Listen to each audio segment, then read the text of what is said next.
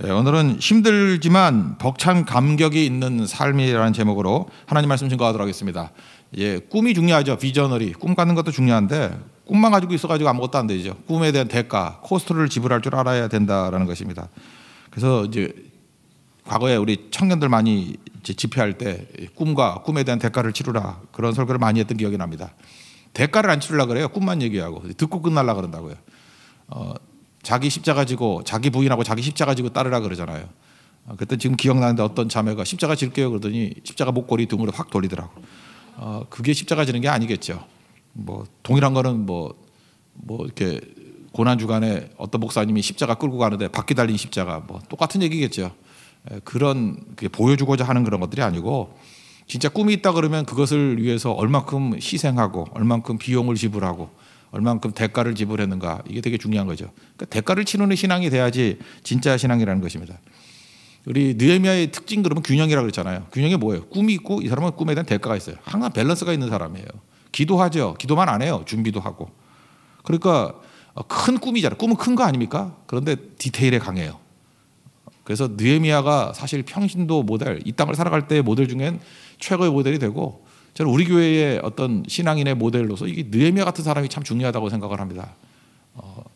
첫 번째 이 사람은요, 이게 52일 만에 성벽을 재건하게 되는데 오늘 3장을 보니까 이게 명단만 쭉 나오는 것 같지만 굉장히 메시지가 많아요.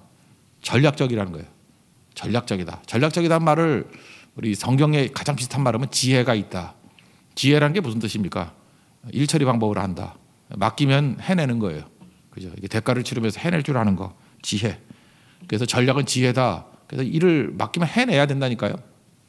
어저께도 사장하자 그런 책에서도 얘기를 했죠. 비타민 하우스 그 사장님 얘기가 자기는 신문팔이 했는데 그게 부끄러운 게 아니라고. 진짜 부끄러운 건 뭐예요? 그걸 해내지 못하는 게 부끄러운 거죠. 이런 마찬가지입니다. 부끄러워하는 게 타이틀 갖고 부끄러워하지 마십시오. 뭐 껍데기 갖고 부끄러워하지 말라고요. 그것조차도 해내지 못하는 걸 부끄러워해야죠. 그러니까 뭐예요? 이게 전략적이 돼야죠. 일을 해낼 수 있는 그런 능력이 필요하다는 것입니다. 야고보서 1장 5절 보면은 그 지혜가 이 전략이 어디서 오느냐? 구하면 주신대요. 그래서 누구든지 지혜가 부족하거든 모든 사람에게 후히 주시고 꾸짖지 아니하시는 하나님께 구하라. 그럼 주시리라. 그래서 기도할 때 항상 하나님 지혜를 주십시오. 지금 이렇게 코로나 바이러스는 어렵지 않습니까? 이 난국을 벗어나고 여기서 사명을 이룰 수 있는 지혜를 주십시오. 지혜, 위로부터 지혜를 구해야 되고요. 또 밸런스가 있다. 또 하나는 뭐예요? 배워야 돼요. 책도 읽고 잠깐 공부하고. 그리고 또 하나 뭐예요? 내가 원하진 않지만 내가 살아가는 삶 속에서 하나님께서 깨우침을 주셔요. 누가 광야 가고 싶은 사람이 누가 있겠어요? 근데 광야 가서 깨우치잖아요. 그래서 이 전략적이 된다라는 것 또는 지혜를 얻는다는 것은 물론 하나님께서 막 부어주시는 게 있어요. 위로부터 또 밑에서부터 내가 배우는 거.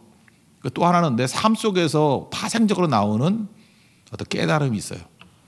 그래서 광야를 통과한 사람이 지혜가 있다 그러잖아요. 그래서 지혜는 한 가지가 아니에요. 위로부터 밑으로부터 또 하는 삶 속에서. 그래서 하여튼 어쨌든 지혜로운 사람이 돼야 된다는 것입니다. 이게 느헤미야가 어떻게 성벽을 52일 만에 완성했냐면 42구역으로 나눴어요. 쪼갠 거죠. 이제 일을 쪼갠 거라고요. 쪼개서 42구역을 나눴습니다.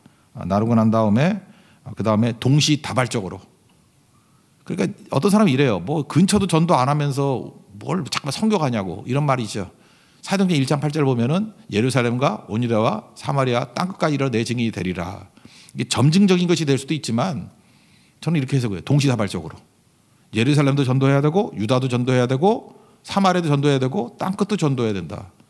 지금 이게 지혜죠. 그 뭐 점증적으로 하는 게 뭐가 있어요? 그냥 닥치는 대로죠. 닥치는 대로. 동시다발적으로. 그러니까 50일 만에 뭐 양문부터 시작해서 조금씩 해간 게 아니라 42구역 나눠놓고 난 다음에 지금부터 시작 그랬다고요. 그래서 나중에 자기가 맡은 부분을 중수하고 연결시키면 되잖아요. 갖다 붙이면 되잖아요. 그러니까 레고적 사고방식이라 그렇게 표현할 수도 있죠. 이게 느헤미야였다는 거예요. 42구역 나누고 여기 총 이름 보면은 75명이 나와요. 직업군은 15개 직업군이 나와요. 그걸 동시다발적으로 뛰어라. 그래놓고 연결시켰다라는 것입니다. 이게 되게 중요하다는 거예요. 느헤미야는 무슨 일을 했을까요? 전체적인 그림을 그리고 높낮이 같은 거 이런 거 이렇게 규정을 해줬겠죠. 그러니까 기준 잡아주는 거. 지도자는 그거예요. 기준 잡아주고 그 기준을 명확히 알려주면 그 기준에 맞춰서 각자가 뛸 수 있잖아요. 그래서 하나의 성벽이 이루어지게 되는 것. 이게 52일 만에 완성된 그 성벽이었다는 것입니다. 그럼 이런 리더십을 물론 위로부터 하나님께서 지혜를 주셨겠지만 어디서 배웠겠어요? 이게 바사에서 배운 거야. 페르시아 제국에서. 술관을 했다 그러지 않습니까? 페르시아 제국, 말이 제국이지. 여러분 웃기게 여기지 마십시오. 이게 페르시아가 얼마나 강대한 나라인지 알아요? 세계 최강의 나라였다고요. 그래서 최강의 나라는 일단 뭘 잘해요? 축성 기술이 뛰어나죠. 뭐 건물 짓고 뭐 이런 거. 지금도 그 이란 같은 데 가보면요. 일단 이 당시에 페르시아 시대 때 지었던 건물들 뭐 또 뭐 있더라. 하늘 공원 뭐 이런 게 있어요. 거기 하늘 정원인가?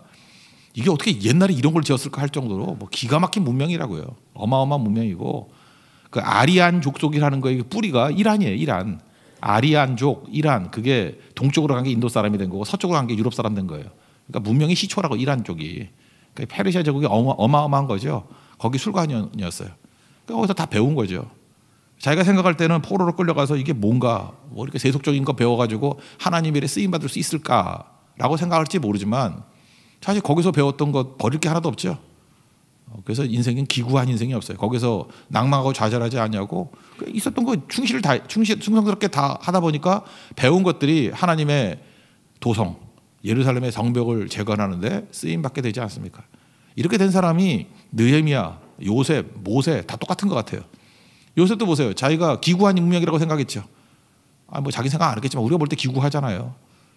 채색 옷 입던 귀중한 아들이 노예로 팔려가요.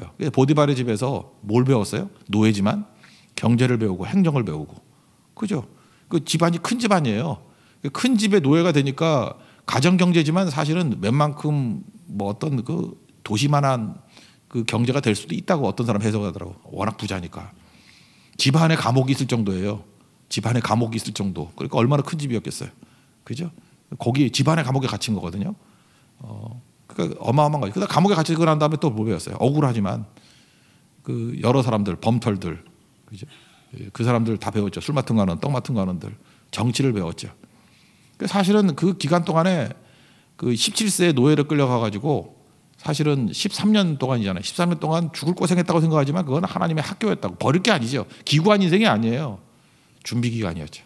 잘 준비하고 30살에 총리가 되자마자 뭐 시간 텀 없이 곧장 일해도 문제가 없을 정도로 만약에 보디발의 집이 없었고 감옥이 없었다 그러면 그거 못했을 거예요. 그런 준비가 돼 있었기 때문에 30살에 총리가 돼도 당장 투입될 수 있었다는 것입니다. 느헤미야도 마찬가지예요. 준비한 거예요. 모세도 마찬가지죠. 40년 동안 왕궁에 있었다. 애굽을 배운 거예요. 40년 동안 광야에 있었다. 광야를 배운 거예요. 그러니까 80년은 뭐예요? 허송세월 아니에요. 배운 시간이에요. 그리고 나머지 40년 동안에 이스라엘 백성들을 인도하지 않습니까? 이게 되게 중요한 거예요. 그리고 하나님께서는 자기가 경험한 것만큼 이끄시잖아요. 모세는 광야까지 가보니까 광야까지 인도하고, 여호수아는 가나안까지 가봤으니까 가나안까지 인도하잖아요. 그래서 하나님께서 내가 왜 이런 데 엉뚱한 데를 가게 만드시나, 왜 나에게 이런 경험을 하게 만드시나, 지도자 삼으려고 그래요. 거기 많은 사람들을 그곳으로 이끌어 가려고. 저도 인생을 살다 보니까 그래요. 이유 없이 간뜩이 아니에요. 제가 그 부목사 처음 할 때, 부목사가 아니었어요. 근데 강도사 했을 때인데 얼떨결에 선교 간다 그래서 처음 간 데가 대만. 그때는 그 여권도 잘 안 주고 해서 90년도, 91년도니까요. 그때 노태우 대통령이 있을 때니까 외국 나가기 쉽지 않을 때여서 처음으로 문이 열릴 때거든요. 열리자마자 갔던 데가 어디냐면 대만 갔다가, 그다음에 필리핀 갔다가, 그다음에 싱가포르 갔다가 인도네시아 갔다가 돌아왔어요. 쭉 보니까 그게 제가 평생 했던 선교지더라고요. 선교의 그 흐름들. 그때 만났던 그 틀을 가지고 했던 일이 많더라고요. 저는 그때 우연이라고 생각했어요. 내가 뭐 의미 없이 여기 왜 갔나? 저는 하나님께서 나를 갖다 열심히 뛰었더니 쉬게 만들라고 그렇게 돌아다니게 만드나? 아니었어요. 그게 쉬는 거가 아니라 진짜 몇십 년을 뼈가 휠 정도로 뛰게 만드는 사역지였어요. 사역지. 그렇게 되게 만드시더라고요. 그러니까 하나님 나라에서 기구한 인생 없고 쓰레기통 없어요. 다 쓰임받게 된다는 것입니다. 그러므로 지금도 이런 많은 경험들이 있지 않습니까? 이게 하나님께 나를 준비시키는 기간이에요. 잘 준비되어서 하나님의 은혜 가운데 잘 쓰임받는 우리 믿음의 종 되기를 바랍니다. 결코 원망하거나 분노하거나 자포자기하지 마십시오. 이게 주님께서 준비시키시는 귀중한 기간이라는 것을 받아들이고 현실에 충성하는 하나님의 종 되기를 바랍니다. 그 다음에 두 번째로 살필 건 뭐냐면은 이 전략적인 사람이 되라는 거고, 두 번째는 사실은 이게 성벽을 세우는데 믿음의 성벽을 세운 거예요. 이 외적인 성벽도 중요하지만 이스라엘 백성들을 하나 되게 만드는 거죠. 그래서 하나님은 껍데기만 만드는 게 아니에요. 껍데기 일을 하면서 속을 다루시는 거죠. 로마서 5장 3절 4절 보면 환난 중에도 즐거워한다고. 환난은 인내는 근육이라 그러죠. 겉에 보이는 근육. 이게 보이는 거죠, 이건 사실. 믿음의 근육 그래도 이건 보이죠. 저 사람 근육이 있는 사람이야. 연단은 인격이라 했잖아요. 속 사람을 변화시키는 거. 그러니까 겉도 변화시키지만 속 사람도 변화시킨다고요. 그러니까 하나님께서 하시는 일이 그런 거예요. 그래서 이 성벽 쌓는 과정을 통해서 과정이 중요한 거죠. 이스라엘이 하나 되더라는 것입니다. 특별히 어떻게 하나가 됐냐면은 몸과 지체 이론이에요. 한 몸이고 여러 지체가 있다. 그러니까 믿어준 거죠. 한 몸이라는 걸 믿어준 거예요. 사실 42구역으로 나눴는데 한 구역만 뚫려도 한 구역만 대충 해도 성벽이라는 게 한 군데만 뚫리면 다 뚫리는 거 아니에요? 근데 42구역을 다 믿은 거죠. 다 신실하게 할 걸 믿기 때문에 이렇게 맡겨준 거예요. 믿어주면 사람들이 뛰게 돼 있다는 것입니다. 그러니까 잘 믿어주는 거 이게 중요한 거죠. 왜 믿을 수 있죠? 하나님을 믿기 때문에. 그죠? 이게 믿을 수 있는 건 뭐냐면 하나님을 믿는 사람이기 때문에 하나로 뭉칠 수 있다는 것을 믿는 거예요. 그러니까 사실 교회나 가정 이건 서로 믿기 때문에 하나 될 수 있는 거죠. 그래서 성벽을 건축하면서 어떤 분이 이렇게 얘기해요. 돌 쌓는 역사만이 아니고 그들은 마음을 쌓는 일이었다. 서로의 마음을 쌓아서 하나 되게 만드는 일이었다. 나만 잘해서 하면 되는 게 아니죠. 다 끝나고 난 다음에 내가 했다라는 사람 아무도 없었어요. 우리가 했다. 그래서 교회는요 한두 사람이 하는 거 아니에요. 우리가 했다. 이렇게 말하는 게 중요하다라는 것입니다. 특별히 성벽도 쌓지만 10개의 문이 있어요. 문이 있는데 옛날에는 제가 이게 10개 문 가지고 하나하나 다 설교를 했어요. 나 그때 미쳤지. 이 설교 10번 했어요. 이거를. 문 하나 갖고 한 번씩 설교를 했어요. 그때는 정말 쪼개도 너무너무 쪼개는 거죠. 저는 기뻤지만 듣는 성도가 얼마나 괴로웠을까 그런 생각을 했어요. 문 하나 넘어가는데 그걸 10번을 했다니까 10번을. 근데 지금은 다시는 그런 오류를 범하지 않고 그냥 넘어가도록 하겠습니다. 일단은 그 벽이라는 게 왜 중요하냐면 이게 경계를 이루는 거죠.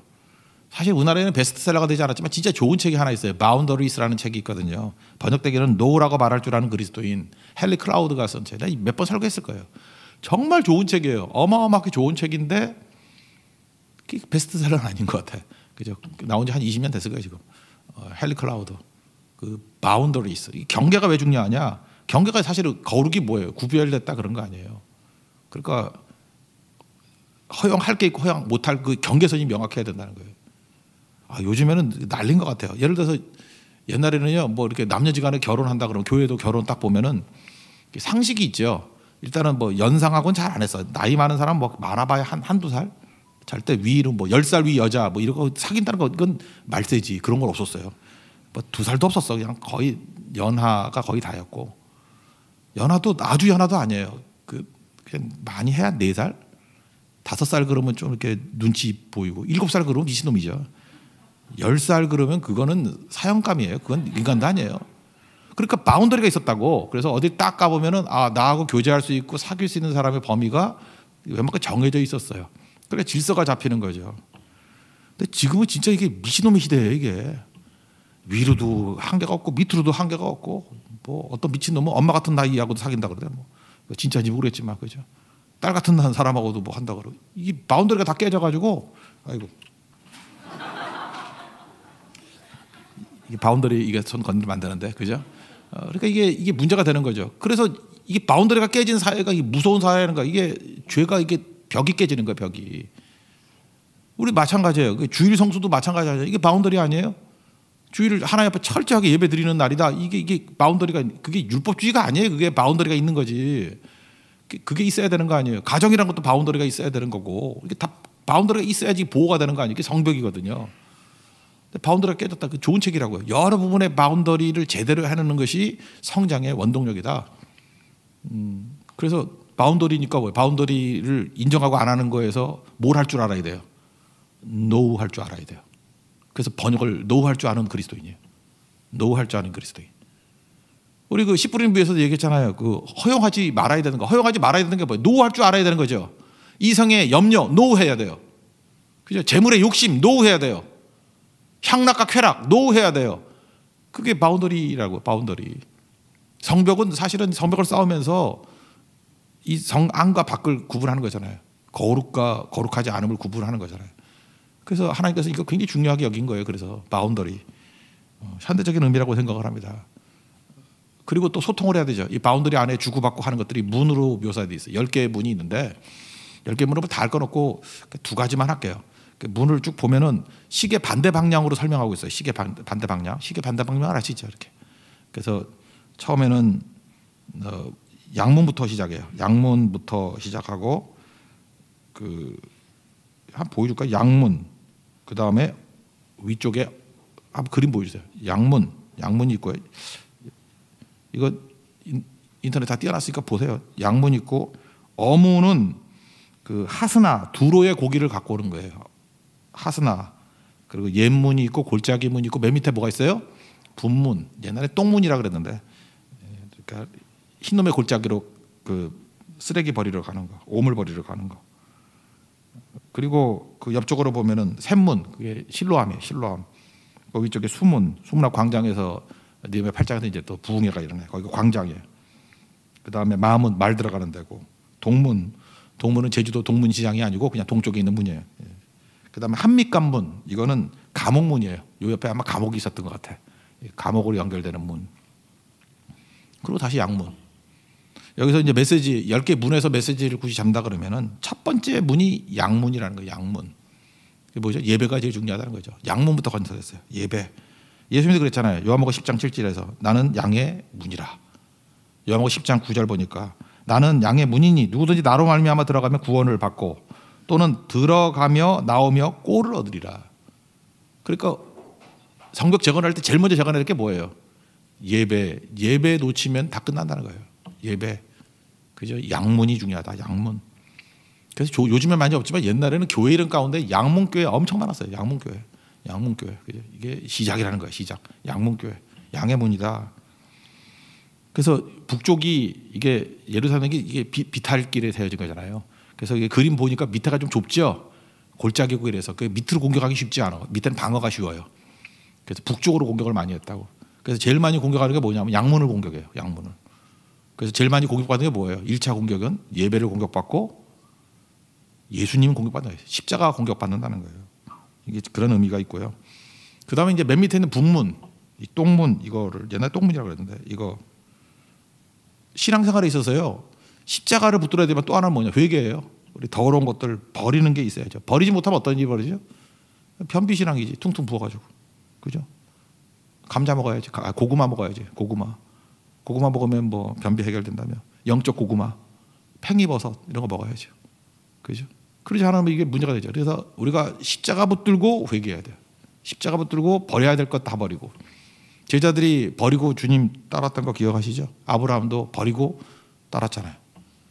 그래서 우리 인생에서 제가 볼 때 굳이 설명한다면 두 개의 문이 필요해요. 본문과 양문, 양문과 북문. 이 두 가지는 꼭 기억했으면 좋겠습니다. 근데 헌신하지 않았던 사람이 있어요. 드로아의 귀족이라고. 5절 다 같이 한번 읽겠습니다. 5절 시작. 그 다음은 드고아 사람들이 중수하였으나 그 귀족들은 그들의 주인들의 공사를 분담하지 아니하였으며. 우리가 신앙생활에 감격이 없다 그런 사람도 있죠. 감격이 없는 사람의 특징이 뭐냐면 참여 안 하기 때문에 그래요. 헌신하지 않기 때문에. 요한복음 2장에 가나의 혼인잔치도 보세요. 물도원 하인들을 알더라. 헌신한 사람은 감격을 알잖아요. 기적을 체험하잖아요. 나머지 몰라요. 그러니까 나는 왜 신앙에 감격이 없죠? 뭐 참여를 해봤어야 알지. 헌신하고 희생하고 그러면은 이게 능력이 나타나는 거죠. 우리는 정말 이게 위험한 건데 알게 모르게 이런 게 있어요. 내가 이 교회에 중요한 역할하고 하나님 나라에 중요한 역할을 할 사람이야. 내가 없으면 이 교회 무너지고 내가 없으면 하나님의 일이 안 될 거야. 요 따위의 교만한 생각을 한다고. 이게 뭐 능력이 있거나 은사가 있거나 돈이 있거나 뭐라 그러죠. 이렇게 유명해지거나 이런 사람들이 이런 마음 품어요. 그래서 알게 모르게 장난을 치는 거야. 이게 깊이 참여했다가 되네. 쓱쩍 빠지면 좀 힘들어하거든. 그걸 즐기는 거야. 헌신했다 말았다. 헌신했다 말았다. 그러면서 은근히 내가 얼마나 중요한 인물인지를 깨닫게 돼요. 그러다가 안 알아주면은 뭐 교회 떠난다 난리치고 그래요. 화 있을진저 망해요. 잘 지나고 봐요. 그놈 없어도 살아요. 그놈 없으면 딴 사람 세워요. 하나님이 오히려 더 좋은 사람 세워주고 더 그렇게 된다고. 이게 참 본인이 사실은 이거 이렇게 얘기해야 돼. 차라리 태어나지 마는 게 낫다. 가론주다 저주하고 똑같으지. 차라리 태어나지 마는 게 나을 거라고. 하나님의 헌신 갖고 장난을 쳐? 아니죠. 비슷한 얘기가 에스더에서 나오죠. 에스더 4장에 보니까 모르드게가 에스더에게 이렇게 얘기하잖아요. 야, 너 이때 열심히 헌신해야 돼. 너 뭐 안 하면 도울 사람 아무도 없다고 그런 소리 하지 마. 그러면서 얘기하잖아요. 만일 네가 잠잠하면 하나님께서 다른 방법을 통해서 우리를 구원해 줄 거라고. 다른 방법을 통해서 우리를 놓아주고 구원해 줄 거라고. 그 다음에 꼭 붙이잖아요. 그러나 너와 네 아버지 집 망한다고. 그리고 네가 황후의 자리에 있는 것이 이때를 위함이 아니냐. 그거하고 장난칠 자리가 아니고 헌신하고 죽을 자리야. 저는 그 에스더 4장 14절의 말씀이 항상 우리의 마음속에 품고 있어야 된다고 생각합니다. 특별히 중요한 일을 하는 사람, 큰 일을 하는 사람일수록 나 없으면 안 돼. 이거 진짜 이게 죽으려고 한장한 생각이에요. 이게 우리 은사 얘기잖아요. 은사는 선물이고 직분은 기회라고. 이거 기회일 뿐이에요. 기회 붙들면 하나님께서 역사, 그죠? 이렇게 하나님께서 사역에 역사하시는 능력을 주신다고. 그래서 쓰임 받는 게 최고죠. 쓰임 받지 못하면 뭐에 쓰겠어요? 아무것도 아니겠지. 여기 드고아 귀족들 이 뭐 복 많이 받은 사람 아니에요? 근데 참여 안 했대. 이거 5절에 기록돼 있잖아. 누군지 모르지만 이 천추에 한이 맺히는 인생들이죠. 이 바보 천치가 있어. 느든 집 사람, 이 종 출신들까지도 다 헌신했는데 이러고 사니 말이 안 되겠죠. 하나님 앞에서 우리가 어떤 부분이든지 항상 이렇게 헌신하고 충성하는 부분으로 나가는 하나님의 백성 되기를 바랍니다. 한 몸 되기 위해서 제일 필요한 게 뭐죠? 서로 막 격려해 주는 거예요. 격려해 주고 세워주고 그냥 막 해주는 거예요. 칭찬은 고래도 춤추게 한다 그러잖아요. 그죠? 우리 서로 열심히 합시다. 그리고 박수 쳐줄 줄 알고 팔짱 끼지 말고. 좋은 인격은 이렇게 격려해 주는 인격이에요. 어떤 뭐 그 마을에 옛날에 시골에 애들이 무서워서 교회를 못 갔는데 비가 오고 막 그러면 이게 음침만대를 통과해야 교회니까 옛날에 교회 마을에 못 세우게 만들었잖아요. 음침한데 좀 멀리 떨어지게 만들었으니까. 그래서 저녁에 예배를 잘 못 간다 그래서 귀신 나올까 봐 무섭다고. 그래서 그 전도사님이 그랬대요. 귀신도 격려해 주면은 춤을 춘다고. 그래도 애들이 순진하잖아요. 그죠? 그 믿음이 강한 거죠. 어디 갔더니 뭐 이렇게 인기적이 보이더라는 거예요. 뭐 이상한 사람이 왔다 갔다 하는 것 같이. 뭐 귀신이다! 그러는데 애가 전도사님이 그랬잖아. 격려해 주라고. 노래 불러줬대요. 당신은 사랑받기 위해 태어난 사람. 계속 불렀대요. 계속. 당신은 사랑받기 위해 태어난 사람. 당신은 사랑받기 위해 태어난 사람. 그랬더니 그 귀신이 화답하더래요. 감사해요. 깨닫지 못했었는데. 예. 알고 봤더니 뭐 노숙 비슷하게 하는 사람이었대. 귀신이 어디 있겠어요. 그죠? 그렇게 나타나겠어요. 귀신이. 그러니까 애들이 그 중요한 믿음의 결속이겠죠. 참 우리 민족 좋은 것 같아요. 그죠? 이렇게 귀신조차도 농담의 대상으로 삼고 코로나 바이러스 돌고 하는데 뭐 요즘에 뭐 엄청나게 농담들이 이 힘든 시기를 이겨내려고 서로 막 격려하고 농담하고 막 그러더라고. 교회와 천주교는 코로나 바이러스 걸리는데 왜 스님들은 안 걸리나 그랬더니 뭐 백신을 신어서 뭐 이렇게 신고무신 신어가지고 그래서 백신이 있어가지고 그렇대요. 코로나 백신. 그래서 스님들이 요즘에 신고무신에 코로나라고 써놨더라고. 코로나 백신. 이런 민족이에요. 아시죠? 뭐 먹고 나가지 않아가지고 확진자 됐다고, 예, 살쪘다고. 어저께 본 것도 뭐 신발 막 늘어났더라고. 그래서 이게 뭐냐 했더니 신천지래. 예. 신발 천지. 이제 내일은 뭐가 나올지 모르겠어. 하루에 하나씩 나와야지. 확진자 나오더니 그 다음에 신천지 나오더니 내가 어저께 봤어요. 어저께 그 스님 백신. 내일은 우리 교회 사람 만듭시다. 예, 뭔가 하나 만들어서 격려해주고 힘있게 설 수 있는 하나님 종 되기를 바랍니다. 자리에서 일어나겠습니다. 당신은 사랑받기 위해 태어난 사람 찬양합시다. 그리고 감사해요. 깨닫지 못했었는데 계속합시다. 귀신도 격려받는 찬양입니다.